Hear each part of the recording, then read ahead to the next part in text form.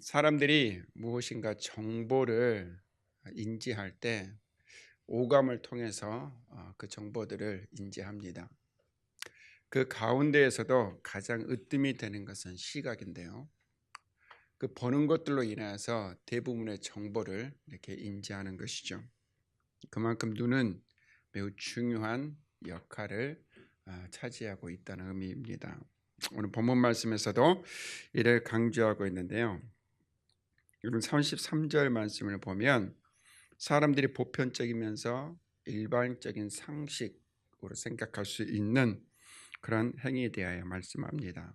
누구든지 등불을 켜서 속에나 말 아래 두지 아니한다라고 말씀하는데, 이 속에 두다는 것은 무엇인가 쌓아두지 않는다는 것이고, 말 아래 둔다는 것은 무엇인가 덮어두지 않는다는 것이죠. 등불을 켜서 어느 누구도 그 등불을 쌓아두거나 무엇을 덮어두지 않는다는 뜻입니다. 오히려 등불은 등경 위에 두어서 그 빛을 밝게 비춰 어둠을 몰아내고 사람들로 하여금 그 빛을 보게 한다 하고 말씀합니다. 이것은 매우 보편적이면서 일반적인 상식에 해당하는 그런 행위입니다. 그런데 예수님께서 이처럼 등불을 켜는 목적과 이유에 대해서 말씀을 하시고 34절 말씀에 보면 내 몸의 등불은 눈이라 말씀하고 있어요.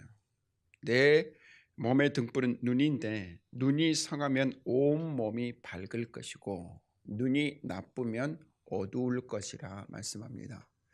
이를 33절의 말씀에 비교하여 이 말씀을 돌이켜보면 내 눈이 성하다는 것, 곧 좋다는 것이겠죠.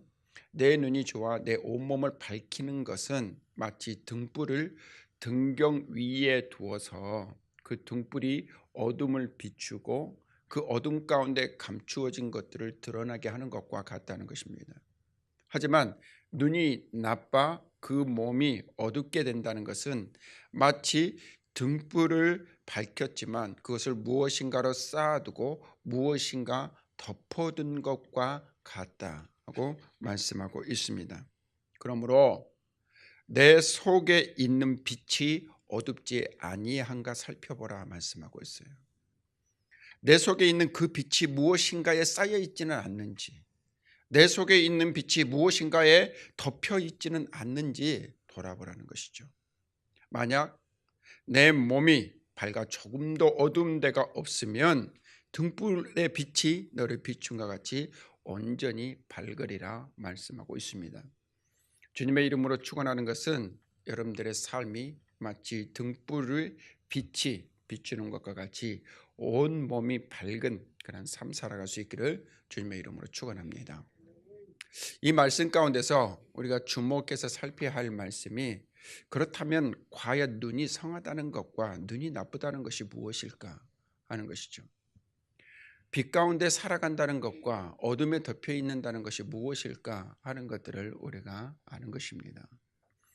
여러분, 눈이 성하다 하는 것은 원문을 보니까 무엇인가에 섞이지 않다라는 뜻이에요. 무엇인가 섞이지 않고 순수하고 건전한 구별된 눈을 성한 눈이라 이렇게 말씀하고 있습니다. 네, 무엇인가에 섞이지 않다라는 것은 세상의 모든 사람들이 갖는 보편적인 시각은 아니라는 것이죠. 보는 사람에 따라 그것이 달라지는 그런 시각이 아니라 무엇인가 절대 기준에 의한 세상과는 섞일 수 없는 그 진리, 그 안에 거하는 것을 말합니다. 우리에게 하나님께서 주신 유일한 진리는 오직 하나님의 말씀뿐입니다. 그러므로 우리가 성한 눈이 된다는 것은 절대 진리인 하나님의 말씀의 그 기준과 그 가치에 맞춰서 우리가 세상을 바라보는 것입니다. 뿐만 아니라 그 진리 가운데서 선한 것을 바라보고 그 진리 가운데서 참된 것을 바라보고 무엇보다도 영적인 세계를 바라볼 수 있는 영안이 열려야 한다는 것이죠. 여러분, 성한 눈을 갖는다는 것은 절대 진리를 기준으로 그 판단을 기준으로 해서 바라본다는 것은 하나님께서 바라보는 것을 바라보고 하나님께서 보는 것을 함께 보는 것을 말합니다. 그렇다면 하나님께서 보는 것을 함께 바라보고 하나님께서 바라보는 것에 자신의 시각을 두었던 사람들이 있느냐? 모든 구약의 선지자들이 그와 같은 삶을 살았습니다. 하나님께서 그들에게 보여주시는 것들을 그들은 보았고 하나님께서 보여주신 그것들을 가서 증거를 할 때 그들은 가감없이 증거했다는 말씀이죠. 저와 여러분들도 이와 같이 하나님께서 주신 그 말씀을 우리의 절대 기준과 절대 가치로 삼고 하나님께서 바라보시는 것들을 함께 바라보고 하나님께서 바라보는 것들을 함께 바라볼 수 있는 은혜가 있기를 원합니다. 그래야 할 때 우리는 참된 것을 바라보고 그 안에서 선한 것을 바라보고 그 안에서 진리를 따라 행할 수 있다는 것 잊어서는 안 됩니다. 근데 무엇보다도 우리 안에 요구되어지는 것이 무엇이냐면 영적인 눈이 뜨이는 것입니다. 우리의 영안이 열리는 것이죠. 여러분, 영안이 열린다는 것은 우리 안에 조금도 어두움이 없이 빛 가운데 거하는 삶을 살게 합니다. 열왕기하 6장 13절부터 17절까지의 말씀을 보면 영적 눈이 뜨였을 때 우리가 빛 가운데 거하는 삶이 무엇인가를 말씀하고 있는데 우리 열왕기하 6장 13절부터 17절까지의 말씀을 한번 같이 보도록 하겠습니다. 자, 구약 570페이지 열왕기하 6장 13절부터 17절까지 말씀입니다. 자, 특별히 열왕기하 6장 8절 말씀에 보면 아람의 왕이 이스라엘을 침략하고자 합니다. 그래서 이스라엘에 속한 성읍들 하나하나를 그들이 점령하고자 하는데 그들이 그 성읍을 점령하고자 가는 모든 곳에서 이스라엘 백성들이 와서 그 성읍을 지키는 거예요. 우리가 어디로 가겠다 말도 하지 않았는데 항상 가보면 그곳에서 이스라엘 백성들이 그 성읍을 지키고 있는 것입니다. 그것도 한두 번이 아니고 여러 번 그러다 보니까 아람의 왕이 자신들의 신하를 의심하기 시작합니다. 우리들 가운데 이스라엘과 내통하는 자가 있다는 것을 너희가 왜 알리지 않았느냐? 그들을 호통칩니다. 그런데 그 가운데서 한 사람이 아람의 왕에게 우리 가운데 내통하는 자가 있는 것이 아닙니다. 이스라엘 백성 가운데 하나님의 사람이 있어 그가 우리가 갈 곳을 그들에게 일러주고 있습니다. 그때 아람의 왕은 그렇다면 먼저 그 하나님의 사람을 잡아야 한다라고 생각하고 그 사람을 잡아들이도록 명령을 내립니다. 그래서 하나님의 사람 엘리사가 있는 도단에 그의 군사와 병거와 마병을 보내어서 그 성읍을 에워싸게 했어요. 아침에 일어나 보니까 하나님의 사람의 사환이 성읍에 올라가서 보니까 그 성읍이 아람의 군대로 포위되어 있는 거예요. 그 아람의 군대를 보고 그 성에 있는 사람들을 보니까 이건 도저히 싸움이 되지 않습니다. 숫자적으로도 이미 열세합니다. 그때 그가 하나님의 사람 엘리사에게 어찌합니까? 어찌합니까? 두려우는 마음, 그 두려운 마음을 이기지 못하고 엘리사에게 우리가 어찌해야 합니까? 하고 묻습니다. 그때 엘리사가 그 사환에게 대답하는 것은 두려워하지 말라. 우리와 함께한 자가 그들과 함께한 자보다 많으니라. 지금 엘리사는 이 사환에게 전혀 근거도 없는 말도 안 되는 말을 하는 것처럼 보입니다. 왜냐하면 그 사환이 볼 때 지금 아람의 군대가 훨씬 많고 그들의 군사력이 훨씬 강대한데 지금 이 성에 있는 사람들과 그들의 비교하고 보면 그 군사가 훨씬 더 많은데 어찌하여 우리와 함께한 자가 더 많다고 말하는지, 그러한 담대함은 어디에서 나오는지 도저히 이해할 수 없는 상황인 거예요. 그 상황을 이해하지 못하고 있을 때 엘리사는 하나님께 기도합니다. 여호와여, 원하건대 그의 눈을 열어 보게 하옵소서. 지금 이 사환이 보지 못하는 것을 보게 해달라는 것이죠. 그때 하나님께서 그 사환의 눈을 열었을 때 말씀에 보면 불말과 불병거가 산에 가득하여 엘리사를 둘렀더라 하고 말씀하고 있어요. 곧 하나님의 군대가 엘리사를 둘러싸 그 아람의 군대를 대적하고 있었다는 말씀입니다. 그가 보지 못했던 영적인 세계에 그 군사들을 보게 되었을 때 엘리사가 어떻게 이처럼 담대할 수 있었는가, 어떻게 이처럼 간 확신 가운데 살아갈 수 있었는가 하는 것들을 분명하게 깨달을 수 있었다는 것입니다. 이처럼 우리에게 영적인 세계의 눈이 열리면 그 영적인 세계의 밝은 빛이 우리 안에 어둠을 몰아내고 그 어둠 가운데 감추어져 있었던 우리의 참 모습이 드러나게 하는데, 우리의 참 모습은 하나님의 형상을 닮은 자의 삶을 살아가고 있다는 것입니다. 그것을 지금까지는 보지 못했지만 우리의 눈이 성하여서 그 모든 어둠이 물러가고 그 어둠 가운데 감추어졌던 우리의 참 모습을 발견하게 될 때 우리가 얼마나 보배롭고 존귀하고 가치 있는 인생인가를 발견할 뿐만 아니라 믿음과 확신 가운데 거하게 되는 삶을 살아간다는 것 잊지 않기를 원합니다. 엘리사는 그런 확신 가운데 살아갔던 것. 하나님께서 나를 지키신다. 하나님께서 나의 보호자가 되신다. 이 싸움에서 결코 패하지 않는다. 그 확신이 엘리사는 불말과 불병거를 보고 가지고 있었던 것입니다. 여러분, 스데반을 보십시오. 사도행전 7장 54절부터 60절까지 말씀을 보면 스데반이 공회 앞에서 하나님의 말씀을 담대히 전하고 신성모독죄로 백성들에게 끌려 나옵니다. 근데 그때에 스데반이 성령으로 충만하였다고 말씀하고 있어요. 성령으로 충만하여 그가 하늘을 우러러 보았을 때 하나님의 영광이 그에게 보였고 하나님의 보좌 우편에 서신 예수 그리스도를 보았습니다. 곧 그는 성령이 충만한 가운데 하나님의 나라를 보았습니다. 그곳에 이스라엘 백성의 많은 사람들이 있었지만 그 가운데 어느 누구도 스데반과 같이 하나님의 나라를 보지를 못했습니다.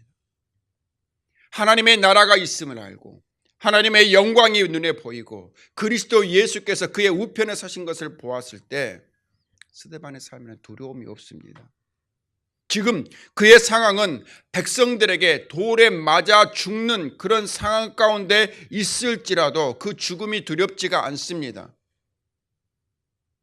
오히려 스데반은 그 돌에 맞아 죽어가는 그 상황 가운데서도 평안함으로 하나님께 기도하기를 내 영혼을 주께 맡깁니다.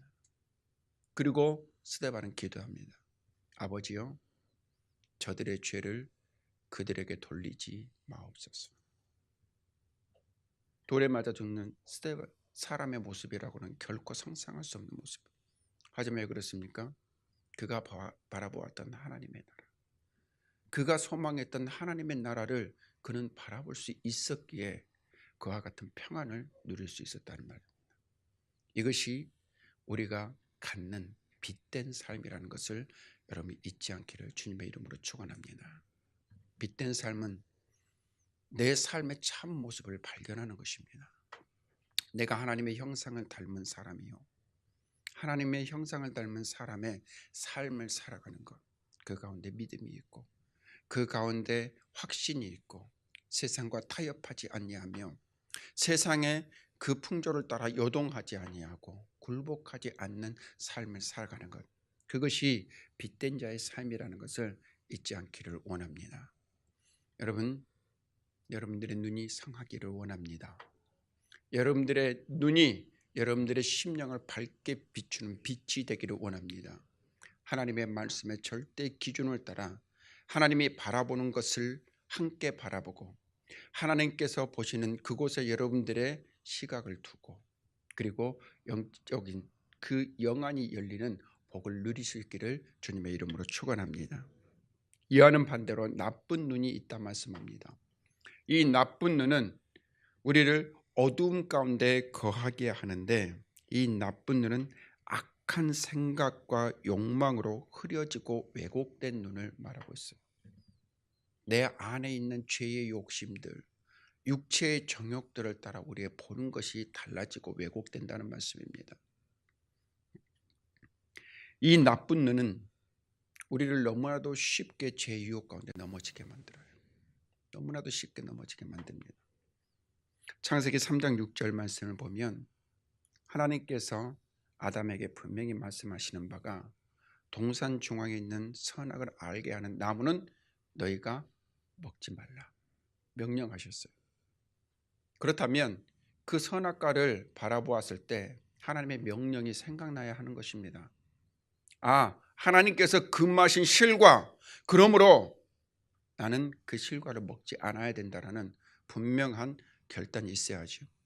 그런데 뱀이 하와를 유혹하였을 때 정말 하나님께서 먹지 말라 하시더냐? 아니다. 그 실과를 먹으면 너희의 눈이 밝아 하나님과 같이 될까요? 금한 것이다. 그 말의 유혹이 너무나도 달콤합니다. 하나님과 같이 된다는 그 말에 사람의 그 죄의 욕심들이 일어나기 시작합니다.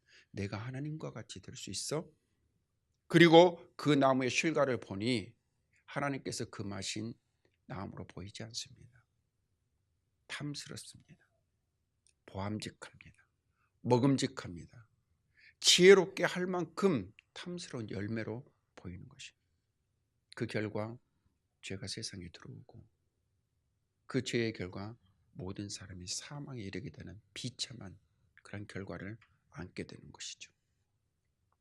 하나님의 말씀의 절대 기준을 따랐다면 결코 먹을 수 없는 그 실과를 그 마음 가운데 있는 그 욕심, 왜곡되고 흐려진 그 눈으로 바라보았을 때 그것은 탐스럽고 먹음직한 열매로 보이고 말았다는 말씀입니다. 여러분, 빛을 어둡게 하는 왜곡되고 흐려진 눈은 그 육체의 정욕을 또한 이기지 못하게 하는 것이죠. 사무엘하 11장 2절 말씀을 보면 이제 절기가 바뀌어서 왕이 전쟁터로 나가야 하는 그때에 다윗은 전쟁터에 나가질 않습니다. 그의 삶이 얼마나 영적으로 어두워진 게으른 삶을 살았는가 하는 것들을 단적으로 보여줬던 것이 그가 저녁에 일어났다고 하고 있어요. 저녁 때쯤에 왕궁 옥상을 딱 거닐고 있는데 그 성벽 근처에 사는 한 집에서 한 여인이 목욕을 하고 있는 겁니다. 그렇다면 우리가 일반적으로 생각할 때 그 목욕을 한 여인을 우연찮게 보았더라도 황급히 그 자리를 피하고 미안해하고 부끄러워해야 하는 것이 마땅한데 다윗은 그 목욕하는 여인을 보고 어떻게 여겼습니까? 아름답게 여겼어요. 그런데 이것은 굉장히 순화된 표현이에요.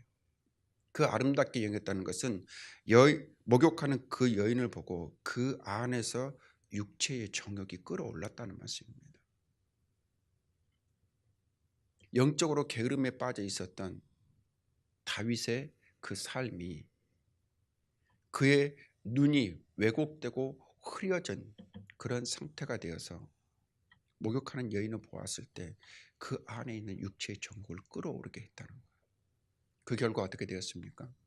다윗은 그 여인을 왕궁으로 끌어들여서 간음하는 죄를 저질렀고, 그리고 그 간음한 것을 덮기 위하여서, 임신한 사실을 덮기 위하여서 우리아를 전쟁터에서 비참하게 죽게 만드는 살인죄를 저질렀고, 그리고 그 사실을 또 덮기 위하여서 바세바를 자기의 궁에 들여서 어느 누구도 보지 못하게 만드는 그러한 폐륜을 저지르고 말았습니다.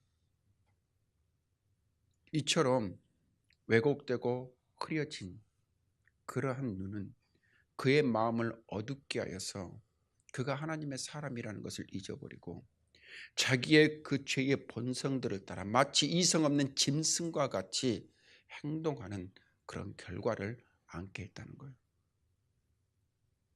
여러분, 이 말씀을 볼 때 이 시대에 이 말씀에 자유하지 못하는 자들이 얼마나 많을까 하는 그러한 푸념이 나오게 되는 것입니다.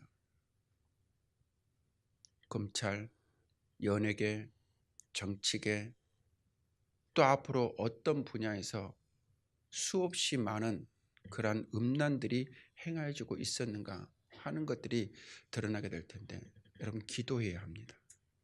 기도해야 합니다.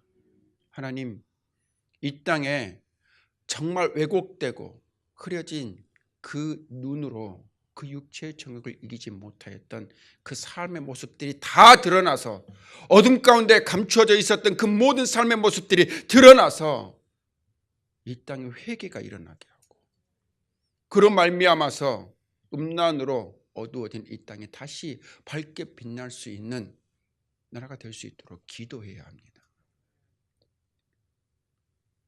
또 출애굽기 23장 8절 말씀에 보니까 왜곡되고 흐려진 그 눈을 만들어가는 것이 하나가 있어요. 그게 뭡니까? 바로 뇌물이라 말씀하고 있습니다. 뇌물.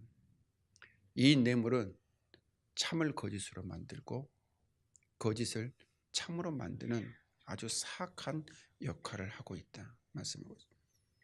여러분, 뇌물이라는 것은 하나님께서 허락하신 그러한 복이 아닙니다. 우리를 죄 가운데 빠지게 하고 하나님의 그 말씀의 절대 기준을 무너뜨리는 정말 사악한 도구라는 말씀입니다.